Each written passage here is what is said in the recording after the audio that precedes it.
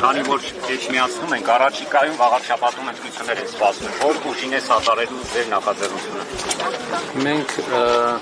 չէինք ուզենա ընտրություններից ու քաղաքական թեմաներից խոսենք։ Յուրաքանչյուր ուժ, որը դեմ է ներկայիս իշխանությանը, ունի մեր աջակցությունը այստեղ, բայց կխնդրեի քաղաքական թեմաներով չխոսենք այսօր։ Շնորհակալ եմ։